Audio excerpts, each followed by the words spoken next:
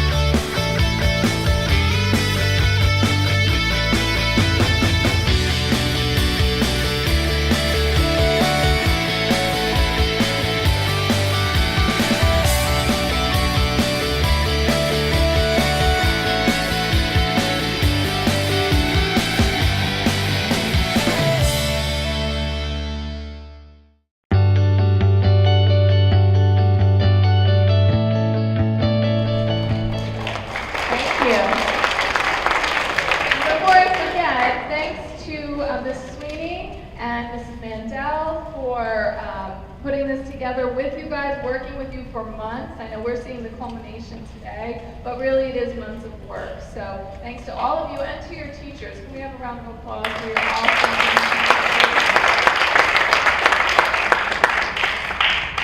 teachers? Great. So, all right. So yeah, we'll do the Woodbridge connections first, and then after that we'll go into the first set of items.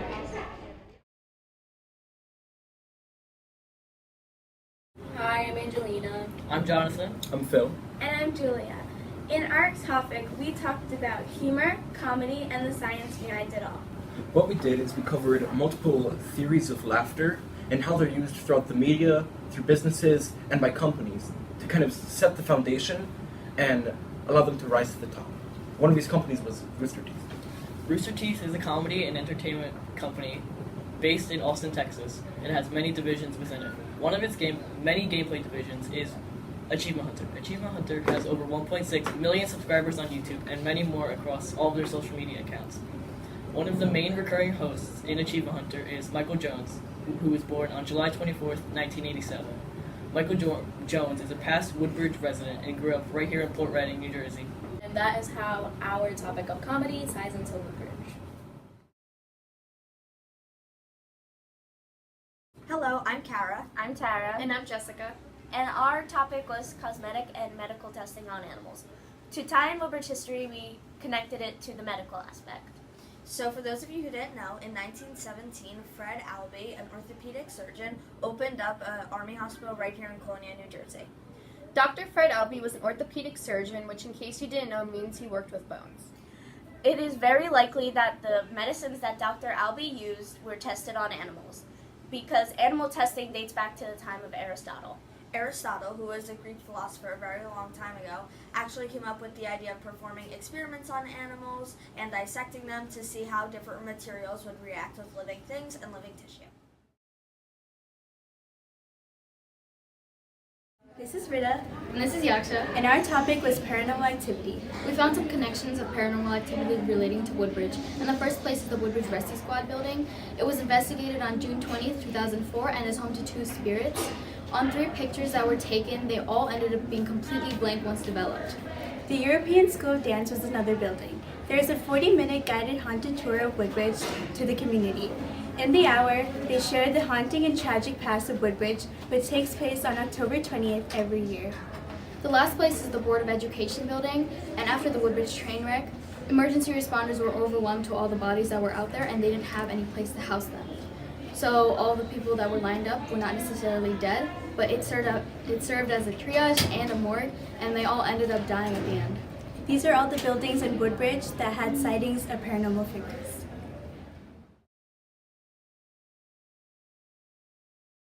Okay, I'm Sapraj and he's Naman, and our topic for the G&T Convocation was mass hysteria.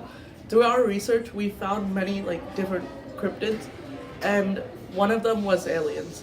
And we looked up alien sightings, and we found many in Woodbridge.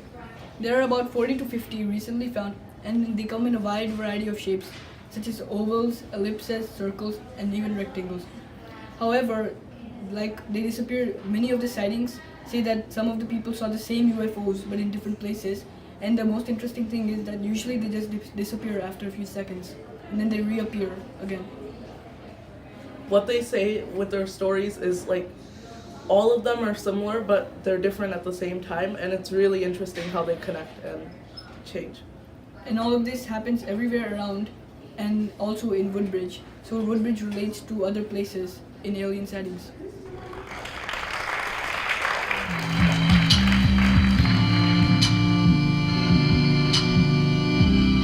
I'm Jimmy. Hi, I'm Eric. For convocation, we learned about Boynton Beach and Jersey Shore, but we mostly spent time on Boynton Beach. It was located in Seymour, New Jersey, until it officially closed in the late 1940s and early 1950s. It was a beach resort and an amusement park that would get visitors from all sorts of places. It was opened in 1877 by Casimir Boynton, and most of the waterfront was owned by him and his family. Casimir Boynton died in 1907, then most of the resort burned down in 1914.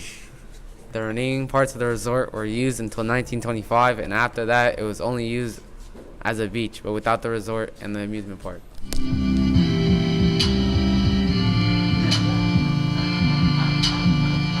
Hi, I'm Glenn. Hello, I'm Joe. Hello, I'm also Joe. For our convocation, we researched about the Fulton Street train accident that happened on Fulton Street in 1951. This is related to Woodbridge because of the fact that it happened right here on Fulton Street next to J.J. Biddings and right near homes on Barron Avenue. Currently, it's a train station that everyone still uses. At that time, on February 6, 1951, the catastrophic event caused the death of 85 people and over 500 people were injured. It went 60 miles per hour other than the typical 25 miles per hour. The train was late that day, so the conductor decided to rush, and this resulted in the crash. The weather conditions that day were pretty bad and may have contributed to the crash. Since it was near the Barron Ave homes, many first responders from those homes came out and tried to help the injured. Today there's a survivor club, which consisted of all the people that survived the crash today that lived in Woodbridge, and they meet and discuss the sad after effects of the day and the loved ones they might have lost.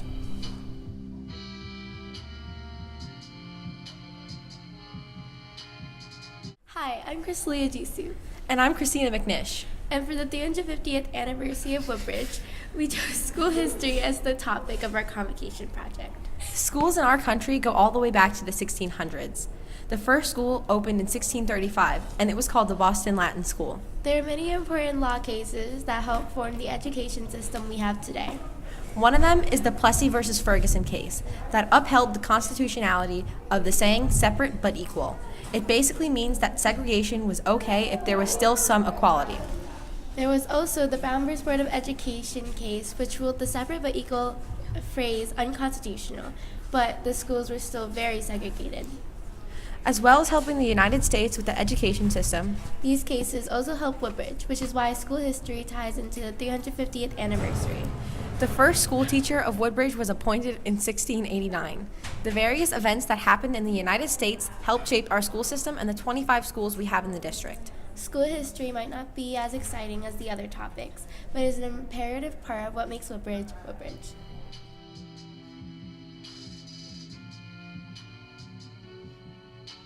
I'm Vanessa. Hi, I'm Kiana. I'm Samantha. And I'm Hanya. And our topic here is paranormal. Paranormal activity is the name given to events that can't be explained by science. Paranormal activity has been reported and occurs all over the world, including our town, Woodbridge. Our topic ties into Woodbridge because of the Fulton Street train crash, which killed 86 people and injured many more.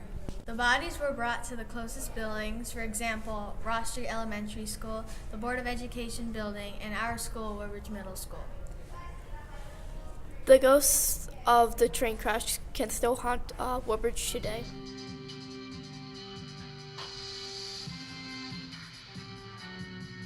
Caitlin. I'm Caroline. And I'm Alex.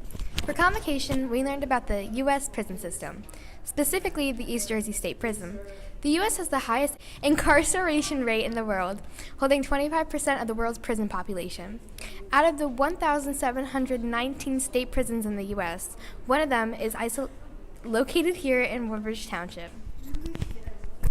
Originally called the Rahway State Prison, its construction began in 1896. The first prisoners went in on August 5th, 1901. In 1988, the name was changed to the East Jersey State Prison. It now houses approximately 1,500 male prisoners. The prison relates to the anniversary of Woodbridge because the prison is located in Avenel, hence the name change. This is the only prison in our township and the only maximum security prison in the state. The East Jersey State Prison has been featured in multiple famous movies like Malcolm X and Ocean's 11.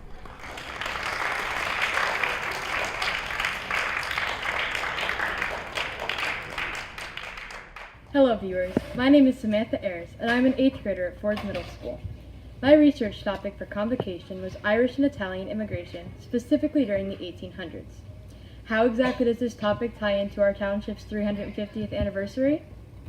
Well, according to my studies, many Italians living in Woodbridge originally lived in New York, specifically in areas such as New York City and Brooklyn. However, some moved to the suburbs after growing tired of the hustle and bustle of city life. As I'm sure you are aware, Woodbridge is very close in proximity to these influential areas, and so our township is where many people who sought relaxation resided and still do to this day. Did you know that 20% of our state's population is of Italian ancestry? In terms of Irish immigration to our township, I would like to point out the fact that many of my peers, including myself, are of Irish ancestry. According to my survey, 72% of takers know someone of Irish descent, and 87% of this group say they live in Woodbridge. Thank you for watching my segment, and I hope you have a great rest of the day.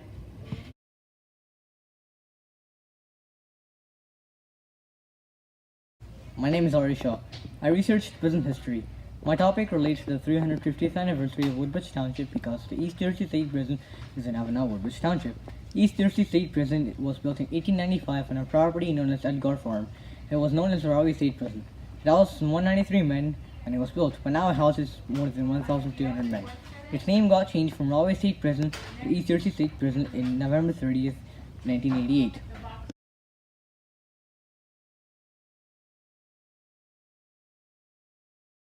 Hi, I'm Eric. I'm Hafsa. I'm Erica. I'm Caitlin. And I'm Samantha. And our project is School Evolution in America. Our project talks about how schools have evolved in America over time. We talk about the first schools in America and how over time the education and architecture changed and what schools are like today. Our project is tied into Woodbridge because we researched Woodbridge school history. There are 25 schools in Woodbridge Township, 3 high schools, 5 middle schools, and 17 elementary schools. We also talk about the first school in Woodbridge, which is school number 1, also known as now the administration building, which was built in 1876.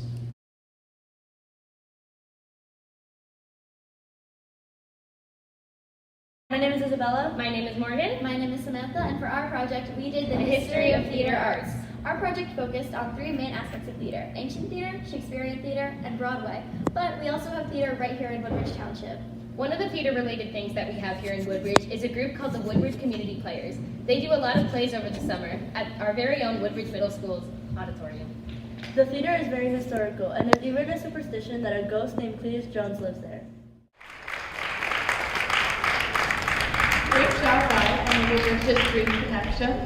Now we're going to go to our first live presentation here today from Avenel Middle School on the topic of humor and comedy. We have Julia Scotto, Angelina Quesada, Philip Tosarek, and Jonathan Slapoda. Hi, I'm Julia Scotto. I'm Angelina Quesada. I'm Jonathan Sloda. And I'm Philip Tosarek. Together we'll teach you about humor, comedy, and the science behind it. Okay, so to start off, Michael Jones is a comedian working for one of the divisions in Rooster Teeth.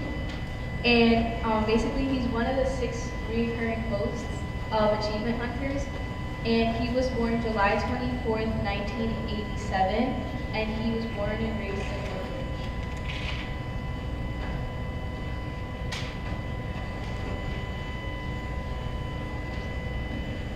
The original comedy was a type of drama which was created by the philosopher Aristotle. Comedies were meant to kind of expose people for their foolishness and their actions. This was in hopes of bettering society as a whole. The word comedy actually derives from the verb, the Greek verb, which meant to rebel, and revelings were enjoyable parties. Laughter has many benefits on health, social benefits. Some physical benefits are it can lower stress hormones, decrease pain, boost immunity, relax muscles, and help prevent against heart disease. Some social benefits are it increases teamwork, cooperation. Okay, it strengthens relationships, attract others, enhances teamwork, diffuses conflict, and promotes responding. It also eases anxiety and tension, relieves stress, improves mood, and strengthens resilience. Among these, laughter also triggers the release of endorphins, which is the body's natural feel-good chemicals, make you feel happy with laugh. And also, laughter can help you lose weight. Laughing 10 to 15 minutes each day can help you lose about 3 pounds in a year, which is enough.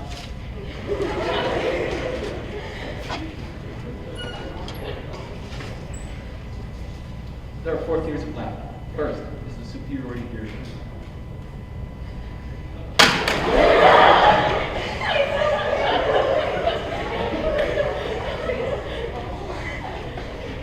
That's actually perfect, because right now you're all laughing, right? You're feeling superior to me because you're not going on stage right now, drop a clip, right? Because humor arises whenever we feel superior to one another, but then we feel attachment to the situation, and we laugh. Okay, so basically the relief theory of laughter is when tensions build up in the nervous system, and once released, it creates a euphoria-like feeling. The incongruity theory of laughter suggests that a joke becomes funny when you expect one outcome but you get another. And for example, Why did the monkey fall out of the tree? Because it was dead. Why did the second monkey fall out of the tree? Because it was stapled to the first one. Why did the third monkey fall out of the tree? Because monkeys see monkey do. Why did the refrigerator fall out of the tree? Because it has no arms. Why did Sally fall off her bike? Because she was hit with 3 monkeys and a refrigerator.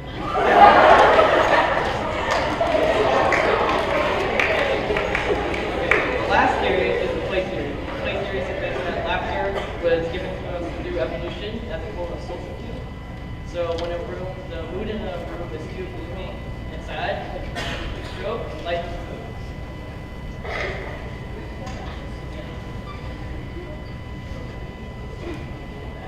No, that's all that.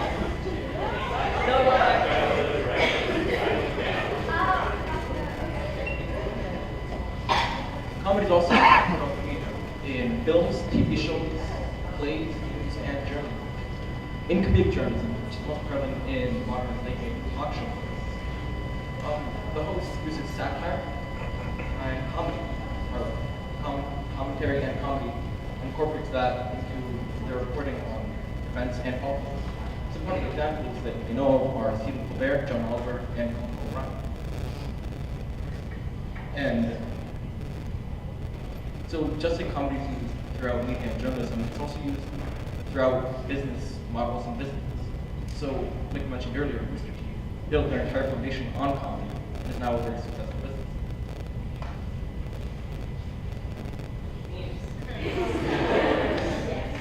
Memes are humorous images, videos, and pieces of text that are spread rapidly throughout different mediums.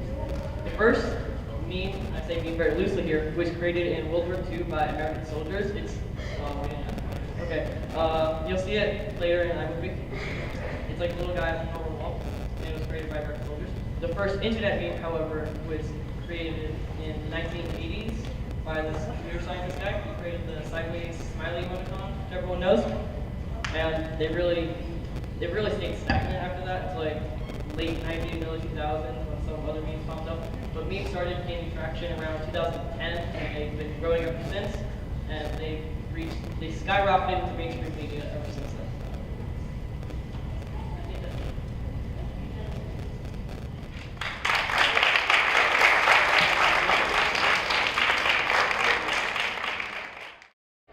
Let's have Colonia Middle School on the topic of paranormal. We have Claudia Delkinski and Emma Nadella. Hi everyone, I'm Claudia Delkinski. And I'm Emma Nadella. And our topic is paranormal. So by raise of hands, who here has ever experienced anything paranormal? That's a great start. So the first thing I'm going to talk about is the Queen Mary. So it is the most haunted ship on Earth. That's what they call it.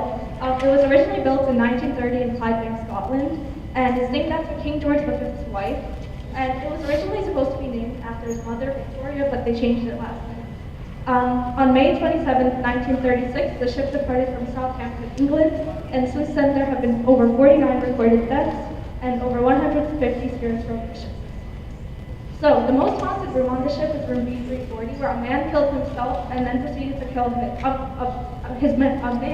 killed his wife and kids and then proceeded to kill himself. And then since then, people say that that room is really haunted. And over 5 unexplained deaths occurred in that, all due to heart attacks, strokes, anything to do with like panic or fear. And the room was last used in the 1980s until April of last year, where they actually reopened it to gain some business. So now the ship is docked in California, where you can actually visit it and sleep there if you really want to. And some of the things that happen there are like faucets turn on and off themselves, doors slam open and close, stuff like that. Alright, so in the spectrum of paranormal, I want to talk about the different types of ghosts that are in it. So the first one is interactive personality. Now that's the more common one that you think of when we talk about paranormal, which is usually a deceased person, a dead family member, or maybe a historical figure. It can be visible, make noise, and might emit a scent from their past life, such as like perfume or like the smell of cigars. Now there's an ectomist, or commonly known as ectoplasm, where it's like a mist or fog that looks like it's swirling, like sort of like a tornado sort of. And it usually appears several feet off the ground, and it can move or just stay still where it is. And poltergeist, which is usually a very aggressive ghost, can move things like throw chairs, like break windows, but it's a rare form of paranormal. And the last one is orbs, which is the most photographed because usually at night it's easier. If you were to take a picture, there's like little clear orbs in your picture. That's usually what an orb looks like. And it's believed to be a human soul traveling from one place to another. And also to mention with that, a lot of orbs actually do appear on the internet. So mediums are my next topic that I'm going to be talking about, and a lot of people actually don't believe in mediums. In fact, over 70% of our poll of 80 people actually said that they don't believe in them. So a medium is a person claiming to be in contact with spirits and communicate with them. So they know things that only the person that died would know. So say someone says last words that only you know. The medium would somehow know that, so that's kind of the only way to tell if they're real, because there are a lot of fake mediums. So 2 types of medium thing which is ways that mediums do what they do, are Ouija and spirit channeling. So Ouija is contacting the spirit with a Ouija board, and spirit channeling is a medium allowing the spirit to come into their body and start talking out of it and communicating with the person. So, and there's also another type of mediuming, which is called mediumship, which is when a medium speaks alongside of you. So 4 main types of mediumship are spiritual, physical, channeling, and healing. So physical is all like some kind of physical phenomenon, like all of a sudden a chair flips or a table is turned or something like that. There's spiritual, which is delivery and receiving a message from a ghost. And there's channeling, which is the most common, which is speaking to a ghost and allowing it to receive. And healing is the spirit healing himself or others, like people in family, something like that. Now, there are different tools to use to identify these ghosts. The first one is digital voice recorder. Now, you usually see these on like TV shows where like they ask the questions to the ghost and they have like sort of like a metal box. That's sort of what the digital voice recorder is. And the EMF, or better otherwise known as electromagnetic field detector, locates sources of electromagnetic radiation, but it also helps in the case of finding where the ghost is, like the actual like figure of it. And there's an infrared thermometer, which is commonly used by electricians and technicians, which is handy for finding cold spots or like recent locations of where the ghost has been. And there's a motion vibration detector, where it emits an alarm if something moves, like say like a poltergeist or an interactive ghost does move something and can detect it. And then the binary response device is more of like another choice if the digital voice recorder doesn't work, which is where it's more like a set of yes and no's, and if you ask the ghost that sort of question, they can pick either yes or no. So the last thing I have are Woodbridge haunts. So the Board of Ed building is probably the main building in Woodbridge that people know is haunted. So a janitor actually supposedly quit due to feeling a presence in the building. And people say this is all because of the train wreck that happened in the 50s. The building was actually used as a makeshift hospital in which a lot of people then died. And Ross Street Elementary School was actually used as a makeshift hospital as well, which is also said to be haunted. And a couple of years ago, ghost hunters actually came into the building and they did detect the energy and spirits from the building. Alright, the last one I'm going to be telling you guys is about the Jersey Devil. Now, the Jersey Devil has been talked about since 1735, where a resident named, or is known as Mother Leeds, found herself pregnant for the 13th time. Now, being so overwhelmed by all of this, and her father, or her husband at the time, was not very supportive of everything in the family. So it really put a lot of pressure on her to where the point where she wished for the 13th child to be a devil. And what happened was that as soon as the baby was born, it actually formed into such a being. And so what happened was that now in the 1890s, there's actually newspaper articles on this. It was spotted multiple times throughout the Pine Barrens or southern New Jersey. And famously during the week of January 16th and 23rd of 1909, flying over most of the majority of the tri-states.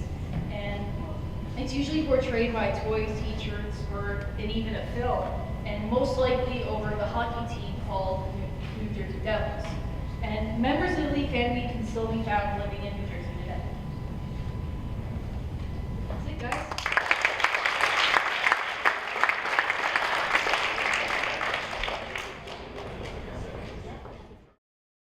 Number 3 is Ford's Middle School, the history of theater arts. So if we could have Isabella Morgan Ryan and Samantha Salerno. Hi, my name is Isabella Gomez. My name is Samantha Salerno. And my name is Morgan Ryan, and we did our project on the history of theater arts. We're going to be going over 3 elements of theater, including ancient theater, Shakespearean theater, and Broadway. And while those things are all on a wide scale, on a smaller scale, we do have theater here in our own Woodbridge Township. One of the things we have here theater related is the Woodbridge Community Players, which is a youth acting group. They do a bunch of shows over the summer, and they've done shows like Little Shop of Horrors, Aida, and West Side Story in the past. Also, they do their shows at the auditorium in Woodbridge Middle School, and there's a superstition that a ghost named Cletus Jones haunts it. So I did ancient theater. So theater began with festivals honoring gods, and theater started in Greece, specifically in the city-state Athens. And plays would only be presented in the city Dionysian, which was a festival honoring the god Dionysus. So Dionysus was the god of wine, grape harvest, fertility, ritual madness, and obviously theater. So the first plays were presented with a protagonist, which was just one actor, and would sometimes be accompanied by a chorus to help tell the story. So Greek theater was started in 532 BC, which was in the 6th century BCE, and Greek theater was most likely in an open theater. And the Persians is the oldest surviving Greek play. And in every aspect of the Greeks' lives, they competed. So during the festival, they would compete to see who would sing the best, who wrote the best plays, and who acted the best. So a German writer, Roswitha, wrote several plays presenting women as strong and noble, and in the 17th century European opera, women were allowed on stage. Right, so that was a very long time ago, and also a long time ago, but a little more recent, is Shakespearean theater.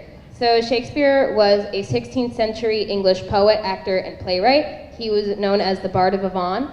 He wrote over 37 plays over his career, and there's a little bit of controversy shrouding that because not everyone thinks that he is exactly credible for all these plays that he wrote. But some of his most famous plays include Romeo and Juliet, Hamlet, Macbeth, Titus Andronicus, Julius Caesar, Much Ado About Nothing, A Midsummer Night's Dream, and many more.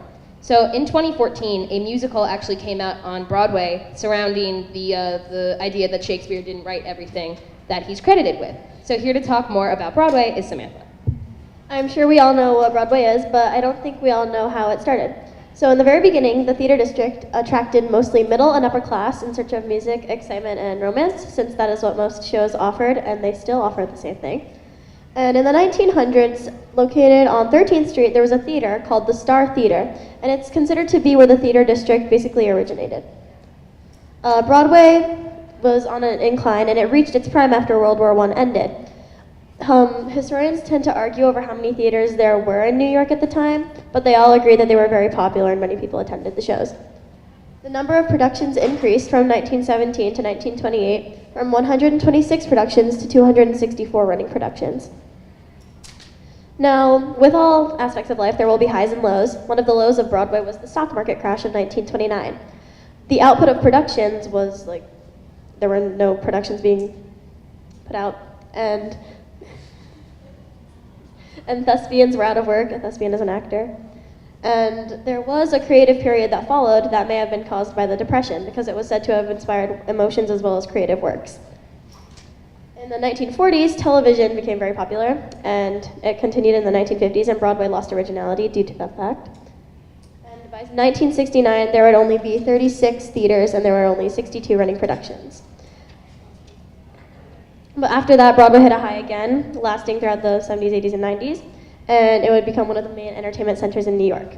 A lot of famous productions were put out, but then 9/11 occurred.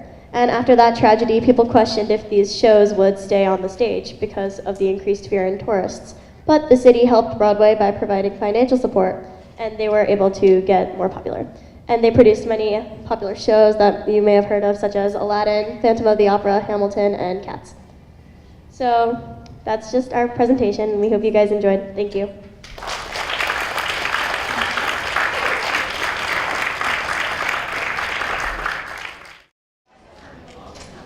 And at this time, let's have Island Middle School.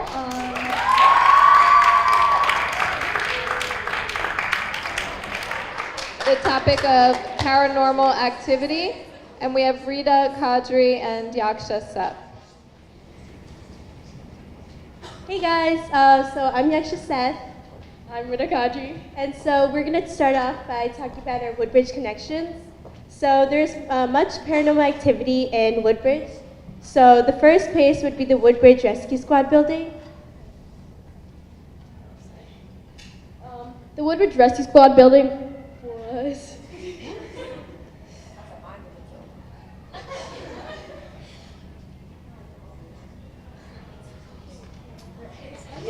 The first place is the Woodbridge Rescue Squad building, and it was investigated on June 20th, 2004 by Laura L. and Laura H., Harry and Jason Bernstein. It's home to two spirits and was built on 1937. And on that day, 3 pictures were taken, and on 2 of the pictures evaluated, nothing came out paranormal, but one of the pictures ended up being completely blank. So the next place was the Board of Education building. So after the Woodbridge train wreck, emergency responders were overwhelmed and did not have space to house the bodies. So the bodies were put in the basement, and it served as a triage and a morgue. and many brought to the building weren't necessarily deceased at the time, but eventually died there.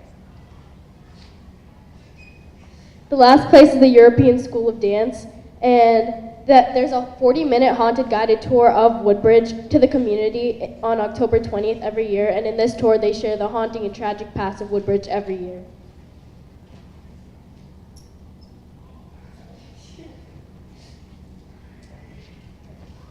So now getting to the topic, paranormal activity is the phenomena beyond the range of normal experience or a perception without any scientific explanation or outside the parameters of human experience. And then we found 5 different types of ghosts. So the first kind is the interactive personality ones. So they are usually a deceased person, family member, or a historical figure. They can be both friendly and not friendly depending on our reaction to their appearance. And they can become visible, make noises, touch, and emit order to make people feel their presence. The next one is ectoplasm or ectomist, so it's basically a fog or a mist, looking like it's swirling, and that's basically a ghostly figure. It's commonly seen outside on graveyards and battlefields. And then the next one is a poltergeist, also known as a noisy ghost. So they have the ability to move around, making commotion, and manipulate the physical environment. They can make loud knocking sounds, lights flicker, doors slam, and fire breaking out mysteriously have been all attributed to this type of ghost. The next one are orbs. Orbs are transparent and a translucent ball of light hovering over the ground. They usually appear in pictures taken, usually at night because it's dark around, so they appear more transparent. And then the next one is funnel ghosts. They are shapes of swirling funnel, and they appear as a wisp of light or a swirling spiral of light. Okay, so now we're going to talk about the devices that are used for ghost hunting. The first one are Ouija boards. They are used to communicate with the dead by spelling words or asking yes or no questions. The second one are periscopes. They detect any changes in static fields, and they flash bright lights to indicate any change. The third one are EMF meters. They are another device to indicate near spirits by dramatic sound and LED indication. The next one are temperscopes. They're used to keep track of temperature because anybody that's ghost hunting, they know that the temperature is common to change, so this just keeps track of it. The next one is UV lights. They catch glimpses of paranormal figures. And the last one are geophones. They catch interesting information carried by vibrations through the walls, because it's interesting how sometimes bugs in the wall too, they carry vibrations, and this can be connected to paranormal activity. Okay, so there are logical explanations to why someone might view paranormal activity. So the first one is epilepsy. Epilepsy is a central nervous system disorder in which brain activity becomes abnormal, causing seizures, time periods of unusual behaviors, and can lead to a person's awareness. This is a disease. So some people confuse this or like the seizure as a ghost doing this to them when it could just be the disease. Next one is sleep paralysis. It is caused by a disturbed rapid eye movement cycle because it mostly happens as people are coming or falling into the REM cycle. The next one is faulty brain activity, and it's experiencing poltergeist, which is the ghost, and visibly moving objects due to damage to certain regions of the right hemisphere, which is in charge for visual processing. And the last one are neurological phenomena. Those are out-of-body experiences in which an individual experiences being separated from their body and being able to look at themselves from the outside.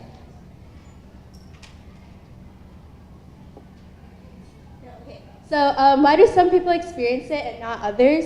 So some people are more sensitive to atmospherical changes, and some people are more skeptical due to religious backgrounds or upbringing, or someone who has never witnessed or experienced paranormal activity.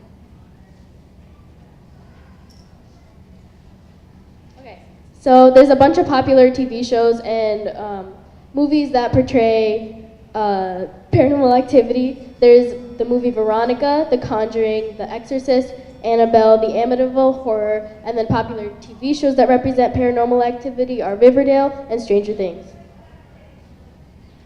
And then how does the media portray publicly portray paranormal activity? I'm sure a lot of you know about 3 AM challenges that are on YouTube. They go viral all the time. BuzzFeed Unsolved, which is a huge chain of BuzzFeed where people explore certain paranormal places, and famous people ghost hunting. So there was a video of Ariana Grande and Colleen Ballinger with Glozell going ghost hunting, and that video had over 6 million views. Thank you.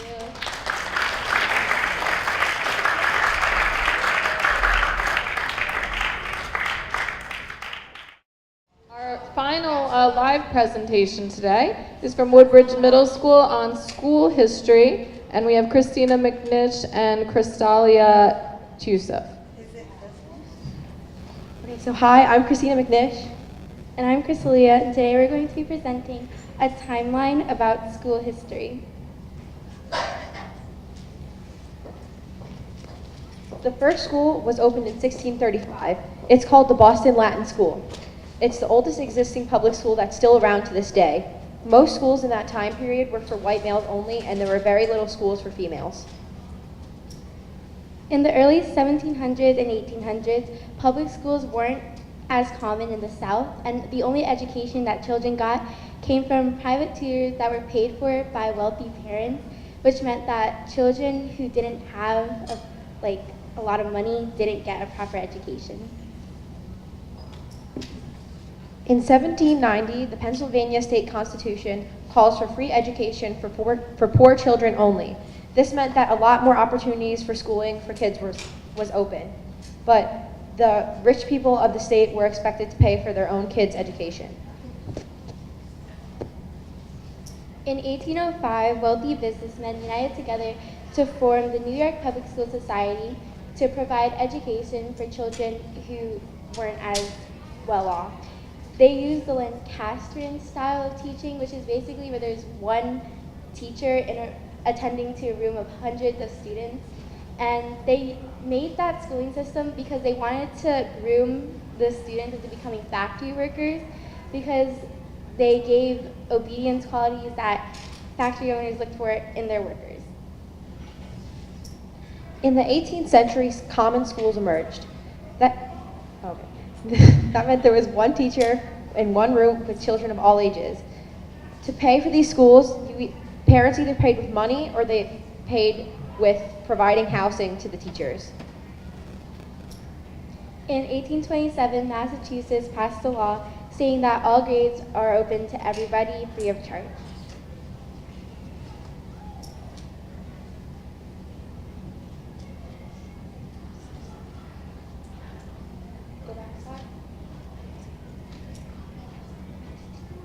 Okay, so in the 1830s, southern states forbid slaves from reading. At this point in time, there was only a 5% literary rate in the country. In 1848, the trend of reform school started with the opening of the Massachusetts Reform School in Westbrook. Reform schools are meant for children who refuse to go to public schools, and they combine education with the juvenile justice system.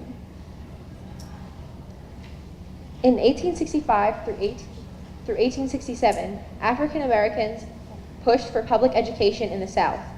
African Americans and Republicans in the South came together to create more laws offering public education. These schools still benefited white children more than the African American children in that area. In 1900, 31 states had mandatory school attendance for students ages 8 through 14. In 1905, the United States Supreme Court extended public education to the children of Chinese immigrants in California.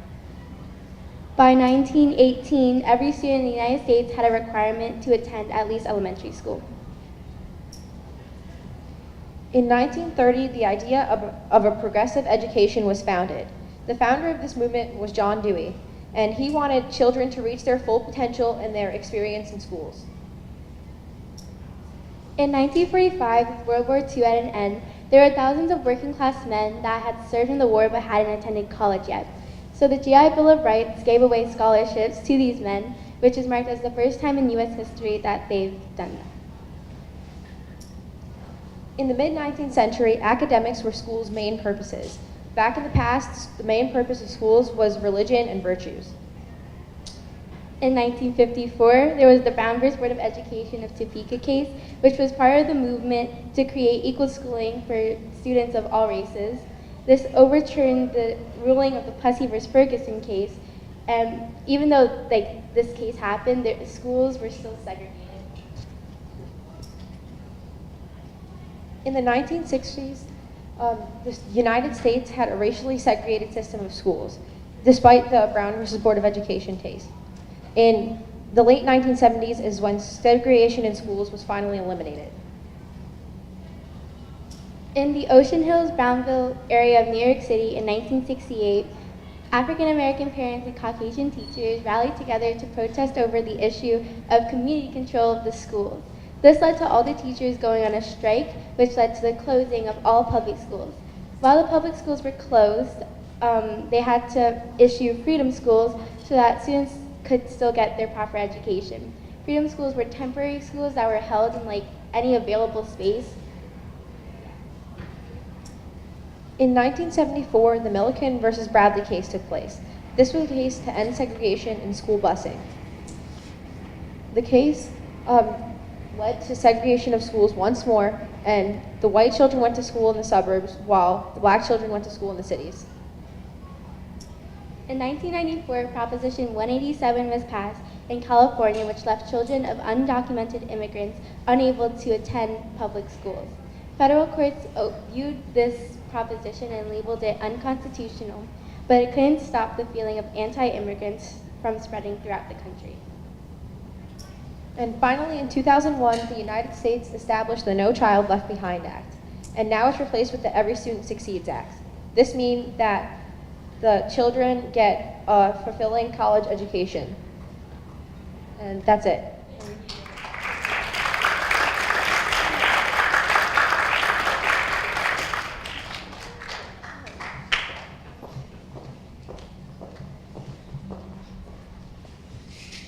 Great job, ladies. Thank you. So now we have our iMovies that you all have created. So we're going to conclude our program today.